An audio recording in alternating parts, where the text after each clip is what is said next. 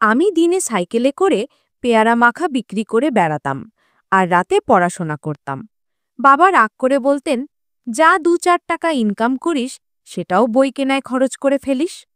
বাড়ির কাউকে কিছু না জানিয়ে আমি ডাব্লিউবিসিএস পরীক্ষায় বসেছিলাম। যেদিন রেজাল্ট আসার কথা ছিল সেদিন পেয়ারা বিক্রি করে বাড়ি ফিরতেই দেখি বাড়ির সামনে মিডিয়ার লোকজন ভিড় করে আছে। আমি অবাক চোখে চারপাশটা দেখছিলাম। তখনই বাবা এগিয়ে এসে আমার সামনে হাত জোড় করে, আমি সবে ঘরে ঢুকেছি তখনই বাবার গর্জে ওঠা কণ্ঠস্বর কানে এলো, নিষ্কর্মা, তোকে কালই বলেছিলাম বিদ্যুতের বিলটা মিটিয়ে দিতে, আর তুই তা না করে এইসব বইপত্র কিনে এনেছিস। মানুষের তো একটুও লজ্জা থাকা উচিত। আমি বুড়ো মানুষ, আর কতদিন এসব সামলাবো। এবার তোকেই সংসারের দায়িত্ব নিতে হবে, কিন্তু তুই তো বইপত্র ছাড়া কিছুই দেখিস না। বাবার কথা শুনে আমি চুপচাপ নিজের ঘরে চলে গেলাম, কেননা আমি জানতাম বিলটা আমার দেওয়া উচিত ছিল। কিন্তু আমি নিরুপায়। পড়াশোনা করার জন্য পরিবারকে কিছুটা উপেক্ষা করতেই হতো। ঘরের দরজা বন্ধ করে চোখ বন্ধ করতেই বাবার সেই কথা এখনো কানে বাজছিল। মাও প্রায়ই বলতেন, বাবা, কিছু একটা কর, যাতে তোর বাবার একটু হেল্প হয়। কিন্তু আমি কি বা করতাম? সারাদিন পেয়ারা বিক্রি করে যে সামান্য টাকা জোগাড় করতাম তা দিয়ে কোনো রকমে পড়াশোনার খরচ চালাতাম। যাই হোক, মন খুব খারাপ ছিল। তারপরও মন শক্ত করে বইগুলো নামিয়ে মাটিতে বসে নোটসগুলো বানাতে শুরু করলাম। আমরা বন্ধুরা মিলে গ্রুপ স্টাডির প্ল্যান করেছিলাম, কিন্তু তার আগে কিছু নোটস প্রস্তুত করতে হতো। আমি জানতাম আমার বন্ধুরা সবাই ইন্টারনেট থেকে আরামে নোটস তৈরি করছে, কিন্তু আমার কাছে ইন্টারনেট চালানোর মতো টাকাও ছিল না। তাই আমি অল্প অল্প করে টাকা জোগাড় করে পুরনো বই কিনে আনতাম আর সেগুলো থেকে নিজেই নোটস তৈরি করতাম। হঠাৎ করেই আমার চোখ দিয়ে জল গড়িয়ে পড়ল, তাই বইগুলো একপাশে সরিয়ে রেখে চুপ করে বসে রইলাম। বাবার কথাগুলো মনে শান্তি দিচ্ছিল না, তাই আমি উঠে দাঁড়িয়ে আলমারির ওপরে রাখা আমার পিগি ব্যাংকটা নামালাম আর ঈশ্বরের নাম নিয়ে সেটাকে ভেঙে ফেললাম। সেখান থেকে প্রায় ৮০০ টাকা বেরোল। এই টাকা দিয়ে আমি একটা নতুন জামা কিনতে চেয়েছিলাম। কিন্তু এখন যখন এটা আমার পরিবারের দরকার, তাই আমি নিজের ইচ্ছাটা ত্যাগ করে বাবার ঘরে গিয়ে তার পাশে বসলাম এবং তাকে বললাম, আমি জানি আমি তোমাকে অনেক কষ্ট দিই, কিন্তু আমারও কিছু বাধ্যবাধকতা আছে। আমি আরও কিছু বলতে যাচ্ছিলাম, কিন্তু উনি বললেন, তোর এই অপয়া মুখ নিয়ে এখান থেকে যা। আমি নিজে না খেয়ে তোকে মানুষ করেছি, এখনও করছি। এই পেয়ারা বিক্রি করে তুই কি এমন করছিস? তার থেকে কোথাও কাজে লেগে যা। বাবার এই কথাগুলো শুনে আমি একটা গভীর নিঃশ্বাস নিলাম আর আমার মুঠোয় ধারা টাকাগুলো বাবার সামনে রেখে দিলাম এবং বললাম, এই টাকা আমি একটা জামা কেনার জন্য জমাচ্ছিলাম। এখন তুমি আপাতত এটা দিয়ে বিদ্যুৎ বিলটা মিটিয়ে দাও। এই মুহূর্তে সেটাই বেশি দরকার। এই কথাটা বলে আমি এক মুহূর্ত না দাঁড়িয়ে সোজা নিজের ঘরে চলে গেলাম। পিছন থেকে আবার বাবার গর্জে ওঠা কণ্ঠস্বর ভেসে এলো। তিনি বললেন, তুই যেন উপকার দেখাচ্ছিস, নিজের জামা কেনার টাকার কথা বলছিস। লাগবে না তোর এই ২ টাকার সাহায্য, ফেরত নিয়ে যা। আমি ঘরে এসে দরজা বন্ধ করে দিলাম আর ভাবতে লাগলাম, বড় সন্তানদের ব্যথা কেউ বুঝতে চায় না। তারা কি দুঃখ কষ্টের মধ্য দিয়ে যায়, তারা কি বলতে চায়, কেউ শুনতে চায় না। অনেকক্ষণ বসে বসে এসবই ভাবছিলাম। তারপরে মাথা নেড়ে আবার বইয়ের দিকে মন দিলাম।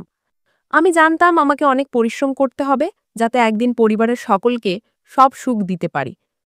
অনেকক্ষণ ধরে চেষ্টা করেও আমি নোটস তৈরি করতে পারছিলাম না, কেননা মাথা কাজ করছিল না। বুকে এতটাই কষ্ট ছিল যা ভাষায় প্রকাশ করা যায় না। সব বই গুছিয়ে রেখে আমি বিছানায় শুয়ে পড়লাম। চোখের জল যেন আপনা আপনি গড়িয়ে পড়ছিল। আমি আমার মনের কষ্ট কাউকে বলি না, চোখের জলও কাউকে দেখাই না, কিন্তু এই একাকিত্ব আমাকে গিলে খেতে চাইছিল। সকাল প্রায় ৪টে নাগাদ আমি বাথরুমে গিয়ে স্নান করলাম আর ভগবানের সামনে প্রার্থনার জন্য দাঁড়িয়ে পড়লাম। ২ হাত জোর করে ভগবানের উদ্দেশ্যে বললাম, হে জগৎপিতা, পরমেশ্বর, আমার কিছুই নেই। তুমি তো জানো আমি আমার পরিবারকে কতটা ভালোবাসি। তাই প্রভু, ওদের অন্তরে আমার প্রতি একটু ভালোবাসা জাগাও আর আমার জীবনটা সহজ করে দাও। এই কঠিন সময়ে আমায় রক্ষা করো। হে ঈশ্বর, আমি সফল হতে চাই, পরীক্ষায় পাশ করতে চাই, তাই আমি শুধু তোমার একটু করুণা চাই। আমি অনেকক্ষণ পর্যন্ত ভগবানের সামনে বসে রইলাম। অনেকক্ষণ প্রার্থনায় বসে থাকার পর আমি ঈশ্বরের নাম নিয়ে আবার আমার বইগুলো বের করলাম। এরপরে সকাল প্রায় ৯টা পর্যন্ত পড়াশোনা করলাম। তারপর বাইরে গিয়ে সাইকেল পরিষ্কার করতে লাগলাম, কারণ কিছুক্ষণ পরেই আমাকে পেয়ারা নিয়ে বের হতে হবে। আমি সাইকেল পরিষ্কার করছিলাম, হঠাৎ বাবা সেই টাকাগুলো, যেগুলো আমি গতরাতে ওনাকে দিয়েছিলাম, আমার মুখের সামনে ছুঁড়ে মারলেন।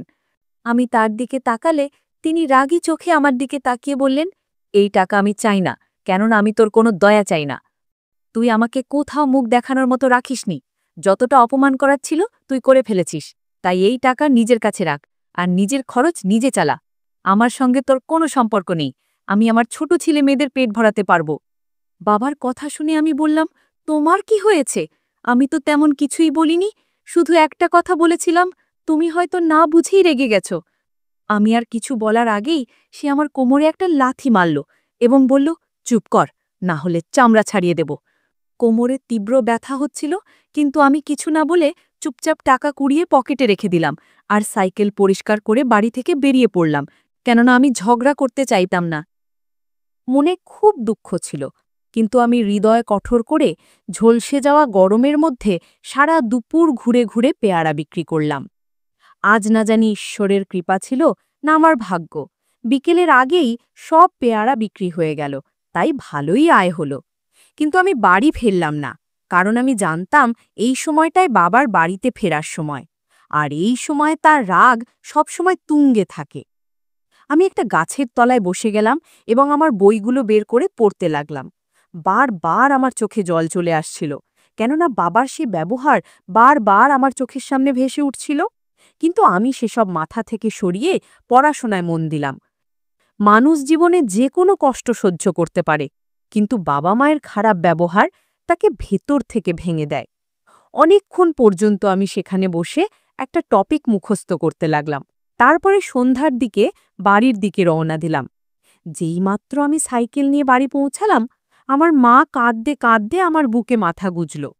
তাকে এভাবে কাঁদতে দেখে আমি উদ্বিগ্ন হয়ে জিজ্ঞেস করলাম, কি হয়েছে মা? সব ঠিক আছে তো? বাবা কোথায়? তার কিছু হয়েছে নাকি? আমার কথা শুনে মা ব্যাকুল হয়ে বললেন, তুই এত সময় কোথায় ছিলি? তুই জানিস আমার মনে কি চলছিল যখন তুই সময় মতো বাড়ি ফিরলি না? আমি জানি না সকালবেলা তোর আর তোর বাবার মধ্যে কি হয়েছে, কিন্তু তুই কেন আমাকে অকারণে তোর বাবার শাস্তি দিচ্ছিস? মায়ের কথা শুনে আমি শান্ত স্বরে বললাম, মা, তোমার কি হয়েছে? আমি কি তোমাকে ফেলে কোথাও যেতে পারি নাকি? আজ আমি আরেকটু সময় নিয়ে সব পেয়ারা বিক্রি করেছি, তাই দেরি হয়ে গেছে। তুমি কেন এমন উল্টোপাল্টা ভাবছ? আমি তোমাকে ছেড়ে এক মুহূর্তও থাকতে পারবো না। আমার কথা শুনে মা একটু হেসে আমার পাশে বসল। বাবার ব্যবহার আর সারা দিনের কষ্ট এখন মায়ের স্নেহে মনে হচ্ছে আমার দগ্ধ বুকে ঠান্ডা বাতাস ছড়িয়ে দিচ্ছে। অনেকক্ষণ মা আমার পাশে বসে রইল, তারপরে বলল, আমি তোর খাবার বেড়ে দেই। তুই তো জানিস তোর বাবার মাথা সবসময় গরম হয়ে থাকে, তাই তোর বাবা যখন কালকে ইলেকট্রিক বিলের টাকা দিয়ে দিয়েছিল, তখন সেটা তোর জমা দিয়ে দেওয়া উচিত ছিল। এমনিতেও তোর বাবার বিনা কারণে ঝগড়া করা অভ্যাস, আগে তোর কাকার পেছনে লেগে থাকতো, এখন তোর পেছনে লেগেছে। মায়ের কথায় আমি হালকা করে হাসলাম। মা আর বাবা পরস্পরের সঙ্গে খুব একটা মিশতেন না, কিন্তু একে অপরকে খুব ভালোবাসতেন। একজন সামান্য কষ্ট পেলেও আরেকজন এমন কষ্ট পেতেন যেন এখনই প্রেমে পড়েছেন। অনেকক্ষণ মা এদিক ওদিকের গল্প করলেন, তারপরে বললেন, গোটা দুনিয়াও যদি তোর বিরুদ্ধে দাঁড়ায়, তবুও তোর মা তোর পাশে থাকবে। খাওয়া দাওয়ার পরে আমি উঠে দাঁড়ালাম। এখন আমার মন অনেকটা হালকা লাগছে। ঘরে এসে আমি ঠিক করলাম আজ সব নোটস শেষ করেই ছাড়ব, কারণ দুদিন পরেই আমার সব বন্ধুরা গ্রুপ স্টাডি করবে। তাই যদি আমার নোট শেষ না হয় তাহলে অকারণে কথা শুনতে হবে, কিন্তু আমি এমন কিছু শুনতে চাই না। তাই ঘরে ঢুকে আমি দরজা বন্ধ করলাম আর পেছনের জানলাটা খুলে বই নিয়ে পড়তে শুরু করলাম। সময় ধীরে ধীরে কাটতে লাগল। রাত প্রায় ৩টা পর্যন্ত পড়াশোনা করলাম, তারপর বই বন্ধ করে শুয়ে পড়লাম, কারণ সকালে ৬টায় আমাকে বাজারে যেতে হবে। ঘুমানোর সঙ্গে সঙ্গে কখন যে ঘুমের কোলে ঢলে পড়লাম বুঝতেই পারিনি। সকালে যখন আমার ঘুম ভাঙল, তখন আমি উঠে ঘড়ির দিকে তাকিয়ে আমার মাথা ঘুরে গেল, কারণ ঘড়িতে তখন ৭টা বাজে। এই সময় তো আমার বাজারে থাকার কথা, তাই তাড়াহুড়ো করে হাত মুখ ধুয়ে বাইরে বেরিয়ে এলাম। মা তখন নাস্তা বানাচ্ছিল, কিন্তু আমার হাতে এতটুকু সময়ও নেই যে আমি বসে নাস্তা করব। তাই আমি একটুও দেরি না করে সোজা বাজারের দিকে রওনা দিলাম। প্রায় আধ ঘন্টা গাড়ি চালিয়ে আমি বাজারে পৌঁছালাম, কিন্তু সেখানে এসে বুঝলাম অনেক দেরি হয়ে গেছে, তাই ভালো কোয়ালিটির পেয়ারা আগেই বিক্রি হয়ে গিয়েছে। তবুও মন শক্ত করে কিছু মিডিয়াম কোয়ালিটির পেয়ারা কিনে ফেললাম এবং ঠিক করলাম আগামীকাল আবার এসে বাকি ফল কিনব, কারণ এগুলো বেশি করে নিয়ে গেলে বিক্রি করতে সমস্যা হবে আর সেগুলো নষ্ট হয়ে যাবে। প্রায় সকাল ৯টার দিকে আমি ফিরে এলাম। খুব আফসোস হচ্ছিল যে আমার অনেকটা সময় নষ্ট হয়ে গিয়েছে। সাইকেল নিয়ে আমি তাড়াতাড়ি করে পেয়ারা বিক্রির জন্য রওনা দিলাম। মা নাস্তা খাবার জন্য বারবার বলছিল, কিন্তু সময়ের অভাবে আমি তা উপেক্ষা করাই ভালো মনে করলাম। গলিতে ঢুকতে অনেকেই আমার উপর রাগ দেখাতে লাগলো। তারা বলল তারা অনেকক্ষণ ধরে আমার অপেক্ষা করছে। আমি পেয়ারা কেটে তাতে বিশেষ লবণ ছিটিয়ে বিক্রি করতাম, যা খেয়ে স্কুলের বাচ্চারা খুব মজা পেত। আজ দেরি হয়ে যাওয়ার কারণে আমার অনেক ক্ষতি হয়ে গিয়েছে, কারণ বাচ্চারা এর মধ্যেই স্কুলে ঢুকে পড়েছে। মাত্র কয়েকটা বাচ্চাই পেয়ারা কিনতে পেরেছে। আমি আমার সাইকেল রেখে স্কুলের সামনে দাঁড়িয়ে রইলাম এবং মনে মনে প্রার্থনা করলাম যেন স্কুল ছুটির পরে বাচ্চারা পেয়ারা কিনে নেয়। কয়েক ঘন্টা অপেক্ষার পরে যখন স্কুল ছুটি হলো, তখন কয়েকজন বাচ্চা ছাড়া আর কেউ পেয়ারা কিনল না। আজ সারাদিনটাই যেন আমার অদ্ভুতভাবে কেটেছে। বিক্রিবারটা একটুও ভালো হলো না। তবু আমি মন খারাপ করলাম না। ভাবলাম এতে নিশ্চয়ই ঈশ্বরের কোনো না কোনো ইচ্ছা রয়েছে। কিন্তু আমি কি জানতাম আমার জীবনে আরও কি কি বিপদ অপেক্ষা করে আছে। সন্ধ্যার পরে যখন আমি বাড়ি ফিরলাম, তখন পুরো বাড়ি অন্ধকার হয়েছিল। বিদ্যুৎ না থাকার কারণে বাবা প্রচণ্ড রেগেছিলেন। বাড়িতে পা রাখতেই বাবার তীব্র গলা আমার কানে বাজল। তিনি চিৎকার করে বললেন, কতবার বলেছিলাম যে বিলটা দিয়ে দে, কিন্তু তুই কি আমার কথা শুনিস? আমি বললাম, আমি তো টাকা দিয়েছিলাম, কিন্তু আপনি তো বিল জমা দিলেন না, তাই অকারণে এসব কথা বলার মানে কি? যাই হোক, আমি আর কিছু না বলে দোকানের দিকে এগিয়ে গেলাম এবং কয়েকটা মোমবাতি কিনে আনলাম। পরের দিন বিল জমা দেওয়ার পর ফিরে এসে বিদ্যুৎ মিস্ত্রির সাথে তার জোড়ার চেষ্টা করছিলাম, যেটা বিদ্যুৎ কোম্পানির লোকজন কেটে দিয়ে গিয়েছিল। এসব করতে করতে বিকেল হয়ে গিয়েছিল, তাই আমি মাকে বললাম, আমার খুব খিদে পেয়েছে, সকাল থেকে কিছুই খাইনি। এটা শুনে মা মন খারাপ করে বললেন, তোকে সকালে কতবার নাস্তা খেয়ে যেতে বললাম, কিন্তু তুই তো আমার কথা বুঝতেই চাস না, তোর কাছে তো মায়ের কথার কোনো মূল্যই নেই। মায়ের কথা শুনে আমি হালকা করে হেসে বললাম, তোমার চিন্তাই তো করি, না হলে এই বাড়িতে আমি থাকতামই না। এই কথা বলে আমি ঘরের দিকে চলে গেলাম। পেছন থেকে বাবার দাঁতের কিরমির শব্দ শোনা যাচ্ছিল, কিন্তু আমি শান্ত রইলাম এবং খাওয়া দাওয়ার পরে সারা রাত মন দিয়ে পড়াশোনা করলাম। পরের দিন ঠিক সময় আমি হাটে গিয়ে পেয়ারা কিনে নিয়ে এলাম, যাতে আর কোনো অসুবিধা না হয়। রবিবার সকালে বাবা কড়া গলায় জিজ্ঞেস করলেন, কোথায় যাচ্ছিস বইপত্র নিয়ে? আমি কোনো কথা না বলে সাইকেল নিয়ে বেরিয়ে পড়লাম, কেননা আজ আমি কারোর কথা শুনতে রাজি ছিলাম না। আজ এই গ্রুপ স্টাডির মানে হলো সেই জিনিস শেখা যা ধনী ছেলেরা টিউশনে শেখে। আমি তাদের কাছ থেকে সেগুলো শিখতে পারতাম, তাই এত বড় একটা সুযোগ আমি হাতছাড়া করতে চাইনি। আমার কাছে যদি টাকা থাকতো, তাহলে আমি এই গ্রুপ স্টাডিতে যোগ না দিয়ে নিজের কাজে মন দিতাম। যাই হোক, যখন আমি বন্ধুর বাড়ি পৌঁছলাম, তখন সবাই আমাকে সাদরে গ্রহণ করে নিল। গরিব বলে কেউ আমাকে অবজ্ঞা করেনি। তারা সবাই ধনী, কিন্তু তাদের মধ্যে মানবতা ছিল, তাই তারা আমাকে ছোট করে দেখত না। আমরা একসঙ্গে অনেকক্ষণ পড়াশোনা করলাম এবং দুপুর প্রায় ৩টের সময় বাড়ি ফিরে এলাম। বাড়ি ফিরতেই বাবা গালাগাল শুরু করে দিলেন এবং বললেন, সারাদিন কোথায় লম্পটের মতো ঘুরে বেড়াচ্ছিলি? কোনো চিন্তাভাবনা আছে? কত লোক বাড়িতে এসে ফিরে গেছে, তুই পেয়ারা বিক্রি করতে যাসনি বলে অনেকেই রেগে গেছে। এভাবে চলতে থাকলে তোর ব্যবসা লাটে উঠবে। কিন্তু আমি কিছুই বললাম না। এক মুহূর্তের জন্য মনে হলো বাবাকে জানিয়ে দিই আমি কোথায় কি কাজে গিয়েছিলাম, আমি কোথা থেকে ফিরছি। কিন্তু আমি জানতাম তাকে এসব বলা মানে নিজের পায়ে কুড়াল মারা, তাই আমি চুপ করে থাকাই শ্রেয় মনে করলাম। আমি এখন চুপ থাকার ব্রত নিয়ে নিলাম, কারণ আমি বুঝে গিয়েছি অনেক সময় সত্যি কথা বললে মানুষকে কটু কথা শুনতে হয়। তাই আমি নীরবে থেকে জীবন কাটানোর সিদ্ধান্ত নিয়ে নিলাম। সময় খুব দ্রুত বয়ে চলেছিল। এখন আমি কোনো কথার জবাব না দেওয়ায় বাবাও চুপচাপ হয়ে গিয়েছেন। তার সাথে আমার খুব বেশি কথা হতো না, কারণ আমি সময় মতো তাকে টাকা দিয়ে দিতাম এবং নিজের পড়াশোনার জন্য কিছুটা বাঁচিয়ে রাখতাম। ভগবানের অশেষ কৃপা যে আমি একটা বৃত্তি পেয়েছি। যদি এই বৃত্তিটা না পেতাম, তাহলে হয়তো আমার পড়াশুনো শেষ হয়ে যেত আর আমি WBCS পরীক্ষায় অংশ নিতে পারতাম না। 1 মাস পরেই আমার পরীক্ষা। এখন প্রতিযোগিতা অনেক কঠিন হয়ে গেছে, তাই আমাকে কঠোর পড়াশোনা করতে হবে। আমরা আগে সবাই একসাথে বসে পড়তাম, কিন্তু এখন সবাই নিজের নিজের পড়াশোনায় ব্যস্ত হয়ে পড়েছে। তাই আমাদের গ্রুপ স্টাডি বন্ধ হয়ে গিয়েছে, ফলে পড়াশোনার ধারাও বদলে গেছে। আমার উপর চাপ অনেক বেড়ে গিয়েছে, কেননা ওই গ্রুপ স্টাডি আমাকে অনেক সাহায্য করত। আমার কাছে এত টাকা ছিল না যে আমি দামি টিউশন নিতে পারতাম। আমার বন্ধুরা টিউশন নিত, যার ফলে ওদের থেকে গ্রুপ স্টাডির সময় আমি ভালো নোটস পেতাম, অনেক নতুন কিছু শিখতে পারতাম। এই নিয়েই টেনশনে ছিলাম। আমার মুখের চিন্তার ছাপ দেখে মা আমার পাশে এসে বসলেন। আমি শূন্যে তাকিয়ে বারান্দায় একদম চুপ করে বসেছিলাম। মা পাশে বসে বললেন, কি হয়েছে? তোকে খুব চিন্তিত দেখাচ্ছে। তোর বাবাও বলছিল তুই এখন অনেক শান্ত হয়ে গেছিস। যদি কোনো সমস্যা থাকে তাহলে আমাকে বল। মায়ের কথা শুনে আমি একটু ভারী গলায় বললাম, আমার ইন্টারনেটের খুব প্রয়োজন আর একটা মোবাইল ফোন দরকার। তুমি তো জানো 1 মাস পরেই আমার পরীক্ষা, পড়াশোনার কোনো মেটেরিয়াল নেই আমার কাছে। আগে গ্রুপ স্টাডি করে কিছুটা হলেও হতো, কিন্তু এখন সবাই নিজের নিজের পড়ায় ব্যস্ত। মা, যদি আমি এই পরীক্ষায় সফল হতে পারি তাহলে তুমি ভাবতে পারবে না যে আমি কত দূর যেতে পারবো। এখন আমার পড়াশোনা চালিয়ে যেতে হলে একটা মোবাইল দরকার। আমার কথা শুনে মা আমার দিকে তাকিয়ে বলল, একটা মোবাইল কিনতে কত টাকা লাগে? আমি ধীরে গলায় বললাম, একটা মোটামুটি পুরনো মোবাইলও 5-6 হাজার টাকার নিচে হয় না, আর আমার কাছে সেই টাকাও নেই। আমি তো কালকে পেয়ারা কিনে এনেছি, এখন সেগুলো না বেচলে নতুন করে পেয়ারাও কিনতে পারবো না।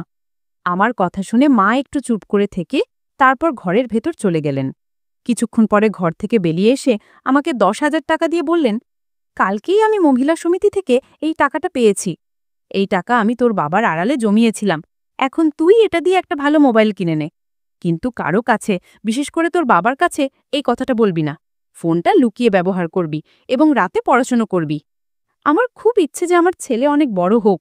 আমি চাই না আমার ছেলে পেয়ারা বিক্রি করে জীবন কাটিয়ে দিক। আমরা তো পড়াশোনা শেষ করতে পারিনি, কিন্তু আমি চাই তুই অনেক দূর এগিয়ে যা, যাতে তোর ছোট 2 ভাই বোনও তোর মতো সফল হতে পারে। মায়ের কথা শুনে আমার চোখে জল চলে এসেছিল।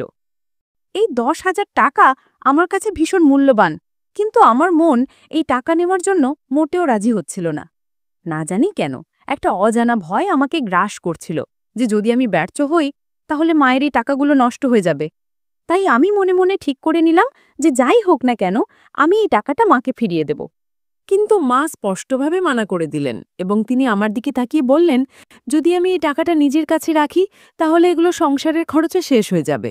তুই অন্তত একটা মোবাইল কিনে নে, যাতে তোর কষ্ট কিছুটা হলেও কমে। আমি কিছুক্ষণ চিন্তা করে তারপর মনে মনে সিদ্ধান্ত নিলাম যে এই টাকা আমি নেব। যদি ব্যর্থ হই তাহলে ধীরে ধীরে এই টাকা আমি নাকে ফিরিয়ে দেব। এই ভাবনা নিয়ে আমি মোবাইলের দোকানের দিকে রওনা দিলাম। আমি একটা মোবাইল ফোন কিনে আনলাম এবং পাশের বাড়ির কাকার কাছ থেকে ওয়াইফাইয়ের পাসওয়ার্ড নিলাম। এরপরে আমি নিজের ঘর বন্ধ করে পড়াশোনায় মনোনিবেশ করলাম। আমার হাতে মাত্র 1 মাস সময় আছে। এই 1 মাসেই আমাকে আমার জীবনকে পাল্টাতে হবে। সময় দ্রুত এগিয়ে চলল, আর এখন আমার পরীক্ষার দিন চলে এসেছে। মা আমাকে অনেক সাহায্য করেছেন, তার কারণেই আমার অনেক সমস্যা সহজ হয়ে গিয়েছে। যা কিছু বুঝতে অসুবিধা হতো আমি মোবাইলের সাহায্যে শিখে নিতাম। আজ আমার পরীক্ষা, তাই আমার বুক খুব জোরে জোরে ধুকধুক করতে লাগল। আমি ভগবানের নাম নিয়ে পরীক্ষা কেন্দ্রের দিকে রওনা হলাম। পরীক্ষা কেন্দ্রে পৌঁছে আমি হলে বসে রইলাম।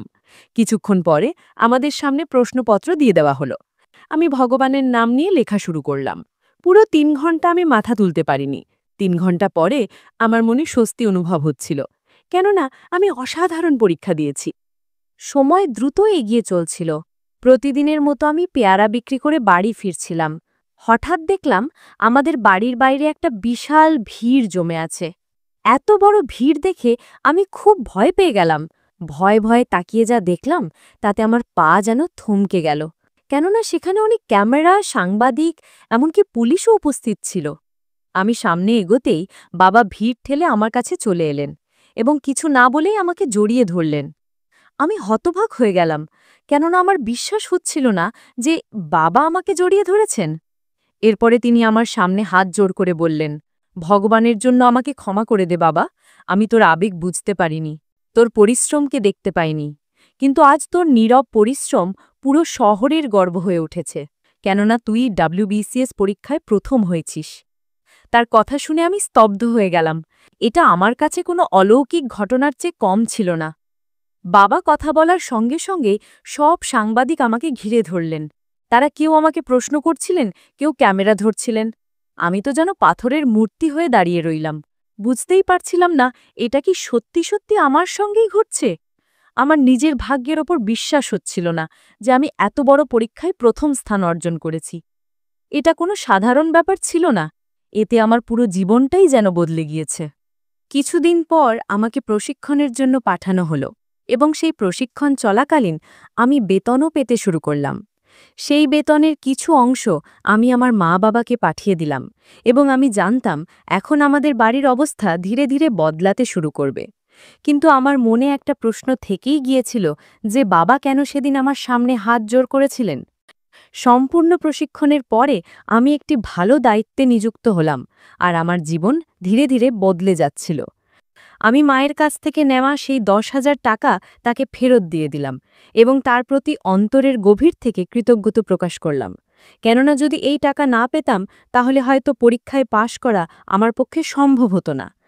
জীবনে প্রতিটা মানুষের সামনে বিভিন্ন দুঃখ আসে, কিন্তু আমাদের তাতে ভেঙে পড়া উচিত না। কেননা আমাদের মনের আশা আর বিশ্বাস আপনাকে অনেক উঁচুতে পৌঁছে দিতে পারে। আমার ভাই-বোন এখন ভালো স্কুলে পড়ছে। এছাড়াও আমি নিজের বেতনের টাকা দিয়ে বাবাকে একটি দোকান খুলে দিয়েছি। আমি সবার কাছে শুধু একটা কথাই বলতে চাই যে জীবনের যত কঠিন সময়ই আসুক না কেন, মা-বাবা যদি কখনো কখনো কঠোরও হন, তবুও তাদের উপর রাগ করবেন না। তারা আমাদের জীবনের সবচেয়ে বড় শক্তি। তারাই আমাদের জীবনের সবচেয়ে মূল্যবান সম্পদ। জন্ম থেকে মৃত্যু পর্যন্ত একজন মানুষের প্রতিটি ধাপে বাবা-মায়ের ভূমিকা প্রয়োজনীয়। যেমন কোনো গাছের যত্নে একজন মালি পরিশ্রম করে, ঠিক তেমনি